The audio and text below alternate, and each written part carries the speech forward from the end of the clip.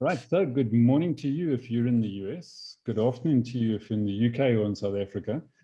Depending on where you are in the world, I don't think it really matters because today we're talking, and there's the Laura. Yeah, Laura, have you been to bed yet?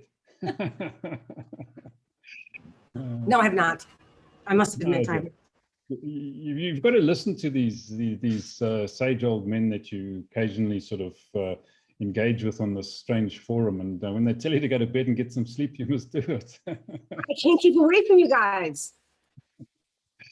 You're like a drug. So there you go, Laurie. See, this is not a men's only forum, despite what some of the other experiences might have led you to believe. We've got some lovely ladies with us now as well, including yourself. So it's good to have you all on board. So BJ, I think the topic was yours for the day. And so it's are people magic, or is there magic in people, or is it all just a magical myth? I don't know, but BJ seems to think that there's something magical about people. So BJ, let's get across to you. Thank you. I absolutely do believe that there is magic in each and every one of us walking this earth. And I come to that conclusion after 35 plus years in coaching and working with people with self-esteem issues and motivational issues and self-worth issues and all of the above. It always has astounded me that I don't know whether it's because of nurturing, whether it's because of prejudicial designs or how we are taught and raised, or whether it's because what we've learned through formal education. I really can't put my finger on it, but we have come to inhibit our own magic. We don't realize the potential that lies inside. I've always said God has always given us talents, skills, and abilities, but he just forgot to hand out that darn roadmap. And he has bestowed upon us to take the journey to find out what it is that we possess. And then therein lies another problem, because the magic that we should be finding or should be searching for is put aside, excuse me, by way of wants and needs. We confuse wants and needs.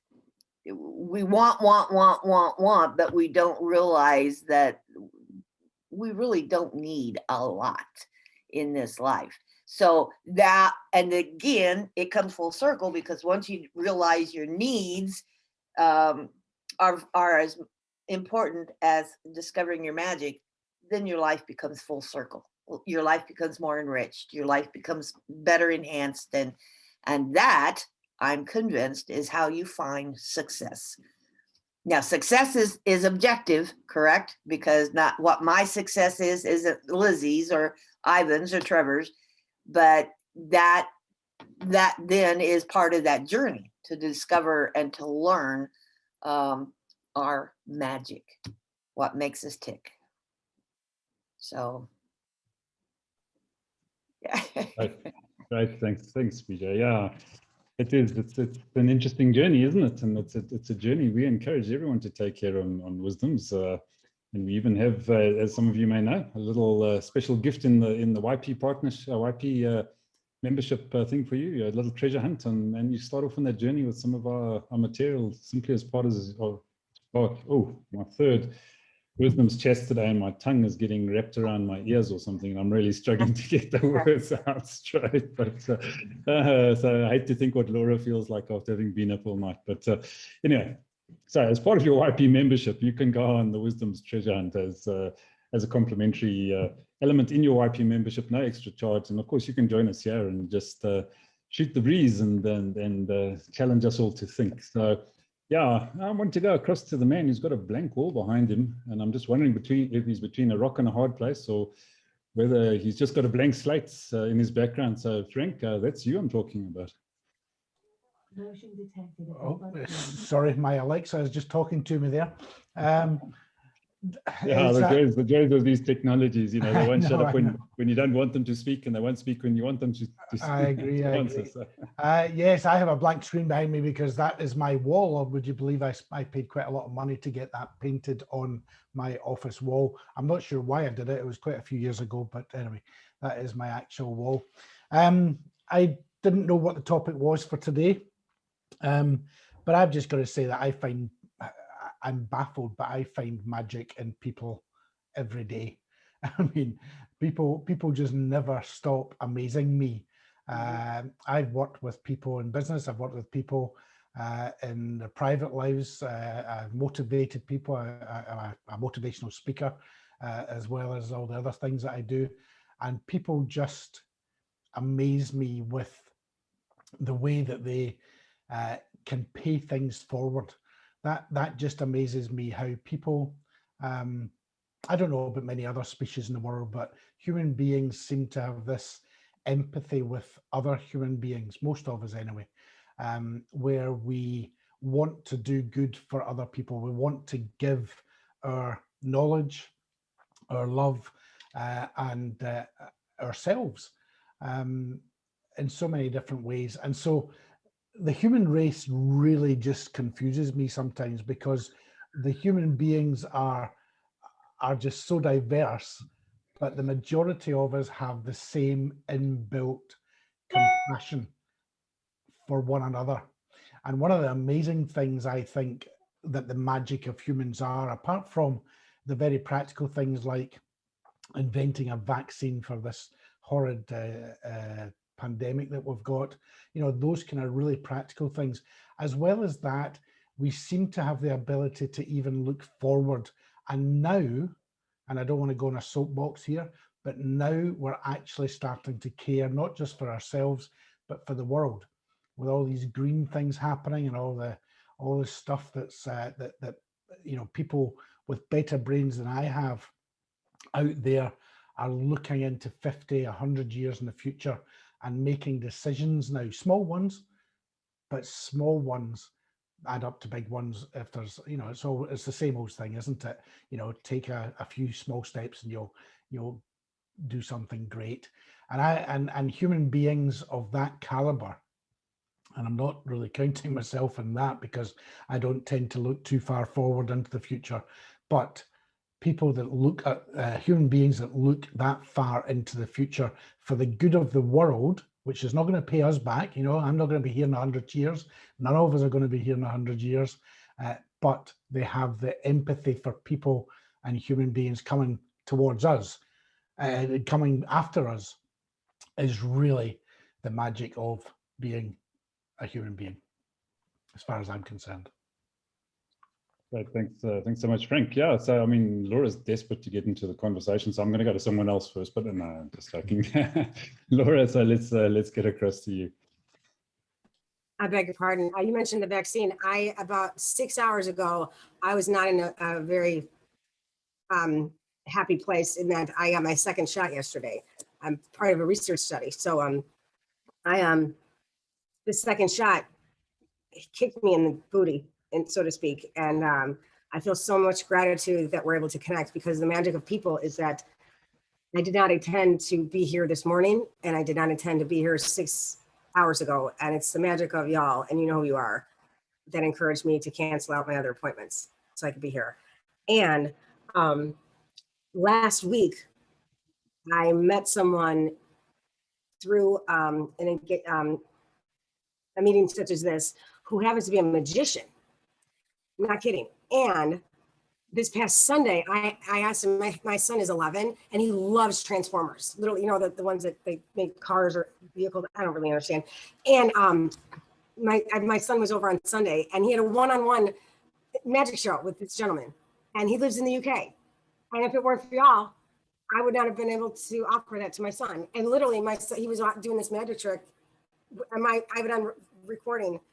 And my son was like, "Booah," and I was just in glory to see him enjoy this. And the fact that the opportunity, because of y'all and your partnerships, I was able to offer that to my son. So the magic of you, the magic of connection, the magic of seeing my son smile So I don't really have anything else except of gratitude and humility to stand up, to shoot up, to show up, and share up. Right, thanks so much for yeah. John Martin's an interesting man, isn't he? So yeah, we all well, most of us I think have connected with him and know about John as well, and he's got some great stuff. So I'm glad you've connected with him, and your son has got some benefit. That's always wonderful to hear. So John, I have. John, Sorry. the platform of true magic to the conversation, and in and of itself, the magic, the prestidigitation, although he doesn't use a lot of that, but the magic, creating magic within other people is astonishing. That's magical, and we need more of that. So, and to Ivan, that's what I always speak about, the goosebump moments. Those are exactly what brings about those goosebump moments. I have John, just a little aside, I have John coming to a family gathering. I have about 35 of a family, which gathers on Zoom every month over the last 10 months or so. And John is doing a magic show for my family over Zoom on Saturday night. So looking forward to that. good, excellent. Oh, that's great stuff. Kirsten, seems like I can't keep the ladies down today. So yeah, over to you. Thank you. So one of the first people I connected with on your partnerships was John Martin, and my children did some of his card shows. And then just 2 weeks ago, we discovered when we were thrown into a breakout room, we're related. We've got the same Uncle Tony, and because my Uncle Tony is from Cornwall, and it just blew us away. And the whole family is still ringing each other going, can you believe Catherine and Jonathan have met each other? Now that's magic.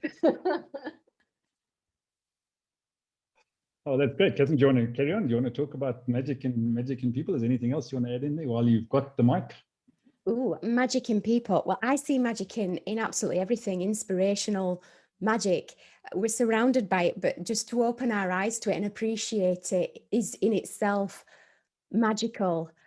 The thing I think most people battle with, what I'm noticing around me at the moment is this need for satisfaction, and everybody's, no one seems to be satisfied. I have this conversation with my children every day, that they want something, then they get that, then they want something else, and it never seems to be enough. And if we continue that into adulthood and we spend our adult life earning money and buying things, and I love that, Laura, what did you put? I love it. The more I own, the more it owns me. I love that I've never heard that before, really.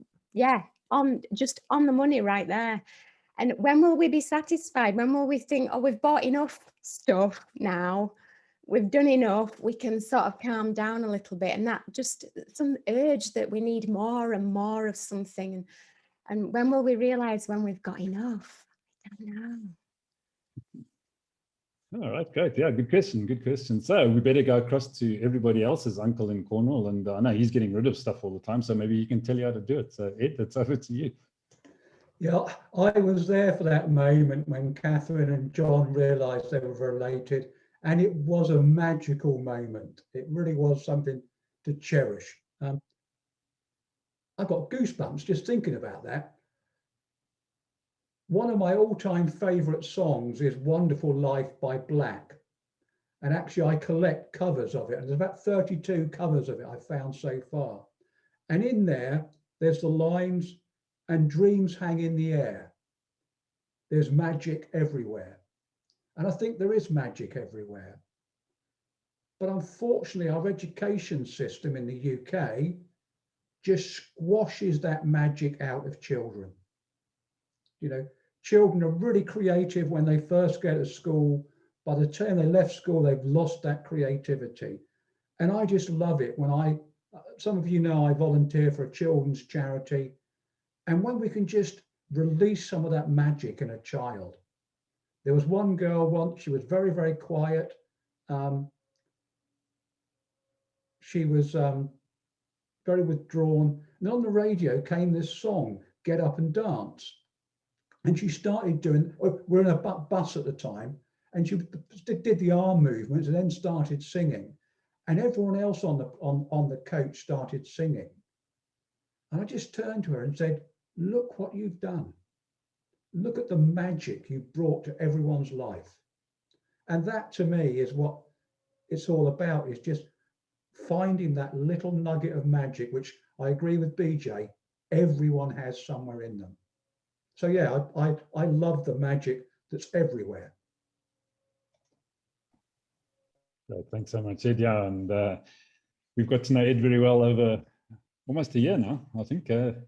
And things that he does are definitely magic, some of them certainly. So very, very quietly gets along and just performs all sorts of interesting things there with the people that he works with. So it's fantastic to have people like that around as well. So Lizzie, I think we've got to get across to you because you do magic with people who don't work well with cameras. So, but I've got the biggest magic trick for you to do still, and I've told you about it already, but yeah, you're gonna have to wait for that one. Yes. Well, I agree with what everyone's saying, that everyone's got a personal magic. And I found that if ever you're going to do a bank robbery, forget the guns, don't bother with guns, take a camera. I have only got to lift a camera and everyone goes, oh shit, gone. I could rob more with a camera, I tell you. So my job is, anyone who's ever been photographed me, to get the magic out is don't bring the camera out first. So people talk to me first, and what I'm looking for is the little spark that's them. Because when people first talk to me, you'll find there's tight hands, stiff shoulders, and all the rest. And if you talk to people, slowly but surely, their mannerisms will come out, their face will relax, and they will start to talk to you as I call normal person, which is what we're looking for. And their own selves, their own personality will shine through. Then I bring the camera out and whoop, it's gone. But I now know what I'm looking for. And I'll go, I saw that. I saw those shoulders go up. And I just show some exercises to release whatever it is I've spotted. And if you really listen to people and care, I do care about people. I know I'm a noisy person, but I do care that people get a good experience of being photographed. And my whole thing is that once I finish with someone, and it doesn't take ages, 20 minutes to an hour, depending on how totally keyed up someone is, when they leave, they'll be able to photograph by anybody else, not just me. They will not get that same feeling of horror at the very idea when someone turns up with a camera. And it's why for weddings, because I do a few, but not many, and I'm cutting them down, but I do a pre-wedding shoot, and it's exactly for that. So they know me, relax, don't worry about me, know that I'll be kind. I have taken some photographs for my personal amusement that shows nastiness in me, no magic at all, that I've kept to myself because they are a serious giveaway about what people think. Just to give you a clue, one wedding dress was not appreciated by the guest, and the guest went, I have that on film, but I didn't share it. But you know what, Lizzie, you're in one of the most magical professions on the planet, because it, through photography and through the right skilled photographer, you unknowingly, quietly can show people's magic just by letting them, as you said, be themselves. Yeah. And it's visible. It's actually visible to the world once that photograph has been taken. So you have quite a very good magical goosebump moment career. Yeah, and I do like that. But slightly as a tangent, people can also really surprise you. So not everyone knows, but I used to live in a thatched cottage. Sadly, it caught fire. We didn't even know we were on fire until someone knocked on the door and said, excuse me, I think the smoke should be coming out of your chimney and not your roof. So, oh, look, oh, yes, you're quite right. So, and all piled out. Everyone got out safely, pets included. that bit was fine, but it absolutely went to the ground. It was a thatch, and they do burn forever. Very safe for getting out of. If ever you worry about thatches and think they're bad for fire, they're safer to get out of because they've got so much fuel up the top there. Everything and anyone can get out. They're really good for that, but not so good when you see it going to the ground and you suddenly think, bear in mind, mix, you suddenly think, blimey, one pair of knickers and I'm wearing them. And you go, but that's when people really surprise you, because I must have said it out loud. I'm very sorry, but I must have said it out loud to the crowd that were watching the house come down. 3 sets of people drove to town and purchased, let's face it, extra large knickers, and came back from Marx's. The Marx's must never have had a case like it, but all these knickers of substantial size came back and were delivered to my house, and everyone went looking for clothes and scattered around for clothes for me, clothes for my son, clothes for my husband, because nothing was left. And it really showed what was interesting in my mind was that the people that came out to help were not the ones I would necessarily have expected, that I didn't have what I would consider a very close relationship with, particularly. And then some that you'd have expected to do something for you and expected to help didn't. It was really, really interesting.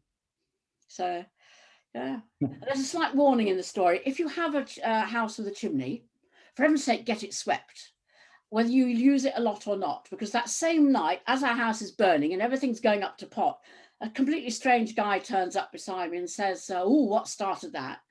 And I said, oh, the fireman says it's a chimney fault. And he goes, oh, when did you last get that swept then? And I thought, that's not a question to ask a lady whose house is burning to the ground. So I thought, my antennae went out and thought, hello. So I said, well, actually, it was swept only a few months ago. We have it done every year without fail because we know about the risks. Sure enough, the insurance companies had got wind of it and had sent, for want of a better way, a nice way of putting it, a spy. And we read the small print later when I got a copy, and it said, if your chimney hadn't been swept, all insurance, regardless of why the house had gone down, would have been invalid. What sneaky. So Lily, you confused me completely there. I thought your special tip was that you need to go to bed with 3 pairs of knickers on every night. It was... Absolutely, that too. All right. So on that note, I think we've descended to the depths of this conversation. So we'll go across to Trevor to see if he can pick it up a bit. Yeah, well, what I get from that story is always remember the size of your knickers, otherwise you're going to be in trouble somewhere in the future. You know what? I did an ed. I went off to the dictionary to have a look at what the definition of magic was. And there were a couple of definitions there. And I think the one thing that strikes me is this word supernatural. Which is probably talking about beyond natural. And I think the direction of the discussion here is that people have magic within, but those of us who work with lots and lots of people tend to see that people haven't discovered the magic within. And I think we have a commonality of people here who recognize the power of the magic that lies within people, but the biggest difficulty is that those people actually can't see their own magic. And one of the things I wanted to talk about is performance. And again, I'll go back to Ed. I mean, I discovered this guy who I think for me is the personification of magic. And that is setting yourself goals that are probably bigger than you ever believed you could achieve. I mean, what mad fool with 1 pair of knickers would ever put khakis on and go and run hundreds of kilometers for 7 days every day in a desert? I mean, how many thousand kilometers has he done? And then he does it 10 years in a row. But I think that's what brings out the magic in people.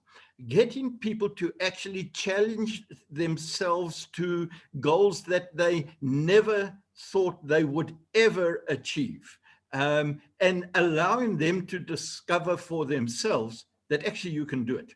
And the moment you can do it once, that gives you the power to set targets, magic targets, more than what you ever achieved before. And it's in those moments of actually knocking down the unbelievable that you thought you could never achieve that become your magic moment. So I think that's my thought on the topic for today. Great, thanks, Trevor. Yeah, some great points I agree with. Absolutely, yeah. Once something's been done, it can be done again. It's just getting that first one to happen and getting over that little hurdle. So, Dion, welcome. Glad to have Hello. you with us. I'd love to hear your thoughts on this. Oh, this is a topic really close to my heart, actually, because this is kind of like my arena. I am a business coach, if you want to say that, a business consultant, and I work with individuals whose effectively most people's magic has been extinguished a very long time ago. And this prevents them from moving towards the things that they really do want. And I've seen it and I've heard it just in this conversation. People don't believe that they have it in them. And unless you believe you have it in you, then you don't. If you can't see it in yourself, it doesn't matter what anybody else says. So I work at the emotional level, because the thing is, all of our blocks to moving forward, our unhappiness, is down to, there is a child still in everybody that is very wounded. And it does, I've worked whether they're 60, 70, 80 years of age, doesn't matter the age. People carry their pain and disappointments and, you know, I suppose things that have happened to them that have created this feeling of I'm not enoughness. So I think it was, I can't remember who it was. I think, was it Catherine, who was talking about, you know, when do we ever feel like we have enough? That happens when we feel like we are enough. And at the core of it, a lot of people don't feel like they are enough. Whether it was because somebody told them that, whether it was a parent at some point made them feel that way. Everything that happens on the external level, so we struggle in certain areas, whether it's business or whether it's in relationships, it comes down to, underneath all of that, an emotional component. There's made a big impact internally, and it hasn't left, and it clouds everything else. It oxifies everything else in the experience. So in terms of children have magic, I remember, because I don't know about anyone else, but I remember being really, really small. Like I remember when I was like 6 months old. I remember I believed I was magical. That was something that I just believed that I was. But we get conditioned out of that knowing really quickly. Our parents do it, our teachers do it, our authority figures do that to us. So people get disconnected from the truth of who they are. So it's about connecting them back to that original truth, which society doesn't encourage, because we have to play the acceptable game. And that game that that everyone tells us we should play, and the truth of who we are, do not really connect in a lot of ways. I believe, Dion, you said what I said in the beginning. That's exactly, it comes from the nature nurturing conversation we have as parents with our children. And it also becomes ingrained in us that we set a tone in our minds about that self-talk. And it's that negativity, because that was shared with us as youth. You're not good enough. You're not bright enough. You're not smart enough. You don't try hard enough. You know, you're not going to be anything if you don't try hard enough. That kind of conversation, and that imprints into the brain, and then that becomes a part of our own self-talk. So now, and unfortunately, you're right. We have taught our generations, and it's not just this current one, it's past ones, that we will never be good enough. And that is a conversation, a dialogue that has to change. I am, however, encouraged by this next generation, because they don't seem to be held into that paradigm. They don't seem to, but they haven't bought it. They are very outspoken in their own beliefs. They seem to, a lot of the young people that I've met don't seem to be, they don't follow the status quo. They don't have that need to, you know, be approved of or validated by whether it's their parents or society. They just do whatever they want to do. And I actually love that. I love to see that these young people seem to have their own sense of identity. Like they remain true to themselves. They're not easily manipulated by externals away from who they are. A lot of them, obviously that's just a broad generalization, but I see it in a lot of young people. They seem to be they stand up for themselves. And they Okay, well, you must all sit down now and keep quiet, because you know this conversation is just getting out. It's a good topic, Lee. It was a well-chosen topic. Yes. So Thank we better let the boss have the final word then. So Lee, welcome back. She's been missing in action for a few days. So we've been desperately missing her, and Laura thought we were a men's only group as a result of that. And so it's all your fault, Lee. So I hope you realize that, you know, without you, we're just not enough, you know. So Not enough. I think that's going to have to be our next topic. But I was thinking about this, you know, what is the magic of people? And you've all said amazing things. I've actually, just listening to you, you feel the magic. But when I was thinking, so if I could say 3 things, and there are many, many things, because magic is almost imperceptible, isn't it? It's almost, you almost don't want to define it. Because it almost then takes the magic away. But if I was thinking about what is magic about people, and I think one of the things is that people rebuild. It's a phenomenal thing, and I saw it, and I'll use an example from the US, because this is a US based, even though we're very international here. So my husband and I did a underground tour of Seattle. So you go right down into the tunnels and you see in the various sediments, the settlements of Seattle over decades. And you hear the story about, oh, Seattle was, you know, a fire came and it absolutely razed Seattle to the ground. So that's just tar, but don't worry, they built it again. And then a huge tsunami came and it just flattened Seattle, but don't worry, they rebuilt. Then there was an earthquake and Seattle collapsed in a heap, but don't worry, here's another layer. And this is Seattle that's built again. There's like layer upon layer upon layer of this city that rose and fell and rose and fell. And it's just a history of humans picking themselves up, building again. And I just was reminded of that with Lizzie's story of her house being burnt to the ground. And I thought it was so interesting that I was thinking about these stories and Lizzie telling us, and there's her house literally around her ankles. And what do?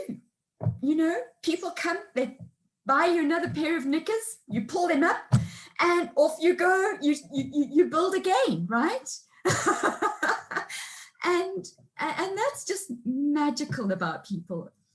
The other thing I wanted to say about that makes me think that people are magical is their ingenuity. That people come up with the most incredible ideas that are bizarre and amazing and incredible. And we have things around us that people invented and just are incredible. And I think about the person who invented the first Nike shoe that put a running shoe and a waffle iron together and said, oh, what if we put those things together? That will create exactly the movement that I'm looking for, the right amount of traction and flexibility in a running shoe. One of the stories I've just recently watched is of a woman who is an engineer, a civil engineer, and she's giving her life to building bridges, but not these great San Francisco, you know, extraordinary bridges.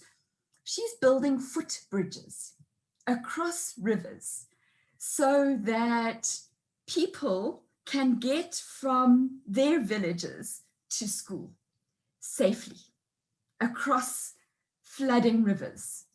And she has gone from Haiti to Singapore to Indonesia, and she's bringing villages together to teach them the skill of stringing a wooden bridge across a span of river or a ravine so that she's connecting people.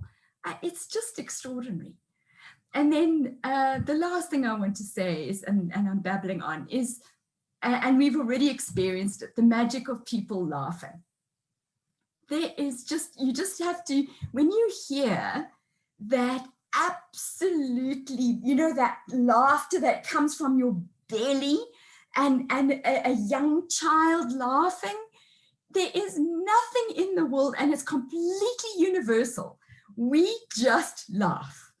And it's just the endorphins and everything go, and it's the most glorious feeling and sense in the world. It just makes the world right, that laughter. So yeah, those are the things that make me think that people are magic.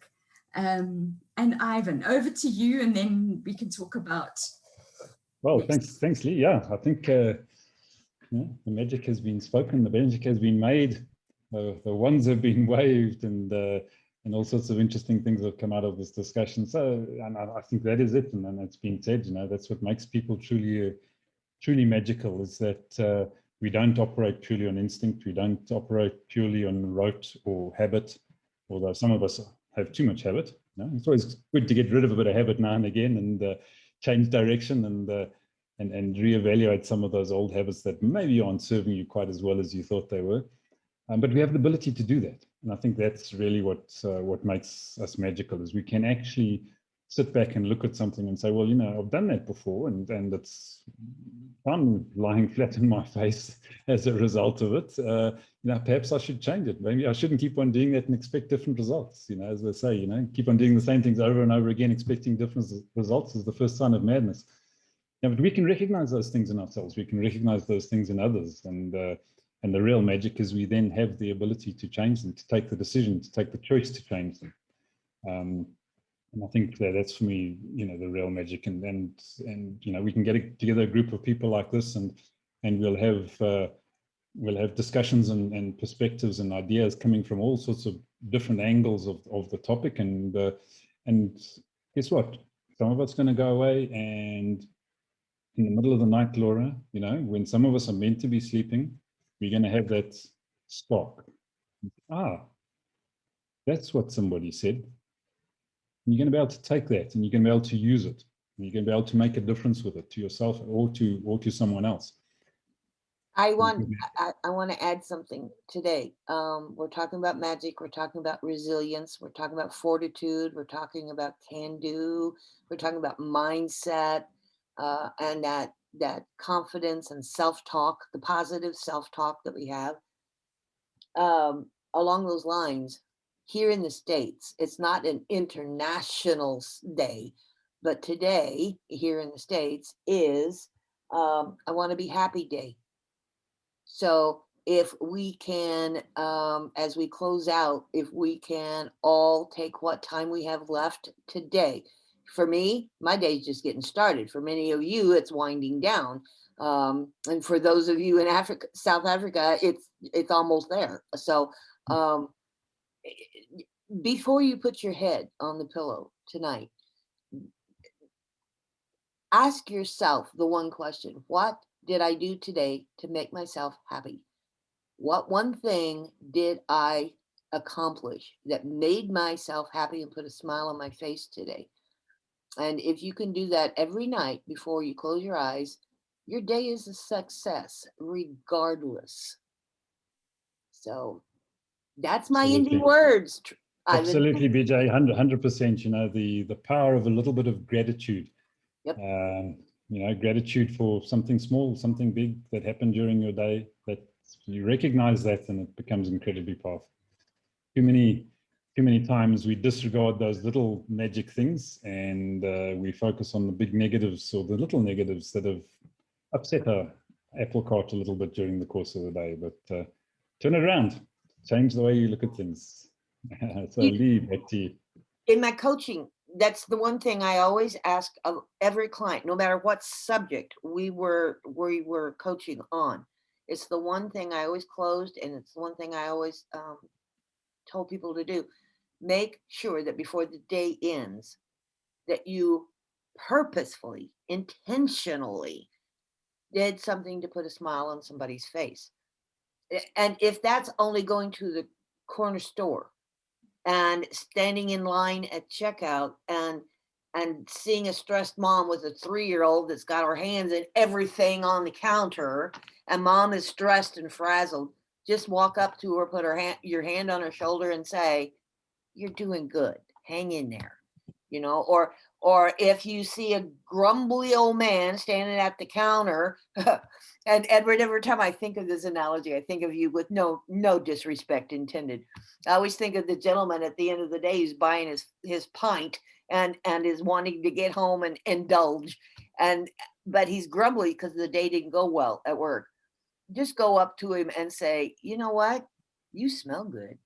Or, "What kind of cologne is that? That's fabulous." If you just pay a compliment of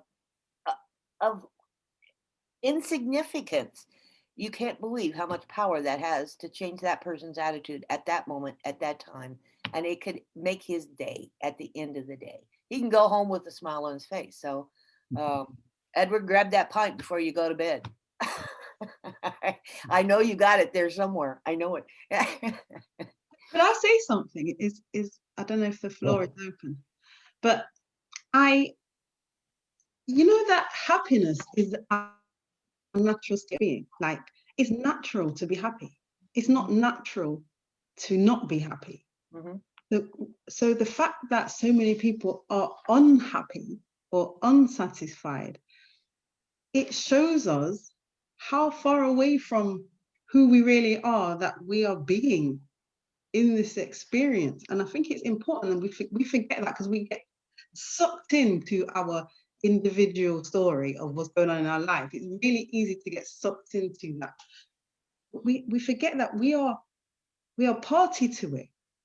Like, we are party to this experience. We don't have, it's not compulsory, but we don't often take ownership that we don't have to play the game of whatever the experience is throwing at us. We just sit in it often. And this is why I think as a society that feeling victimized is really, really common, and it's almost encouraged because it actually disempowers people.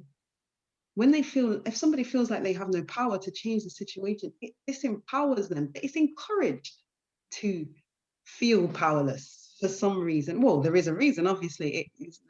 It worked for a lot of people for us to be disempowered. But it's important to know that the truth of us is we are limitless. Happiness is natural. Having what we want is natural. To do and be what we want to be is a natural state. So when we're not there, we have to own that. What are we being in this situation? Why are we neglecting ourselves in this particular arena? Why are we playing a role that's not really us? Excellent. Thanks, Dion. All right. So, okay, I think on that note, on that great note, we're going to wrap up. Lee, quick one. Do we have a topic for next week? Wednesday? So thank you, everybody. What amazing sharing and just really incredible. So the word that has come up over and over from Dion, from Catherine, from many, Laura, BJ, is this word enough. What is enough? Is it about what we own? Is it about who we are? Is it about what we give? So what is enough? That's the question, and we're going to leave it hanging there and ask you to share your thoughts around it next week, 8 o'clock Central Standard Time in the US, and you figure out your time zone from there.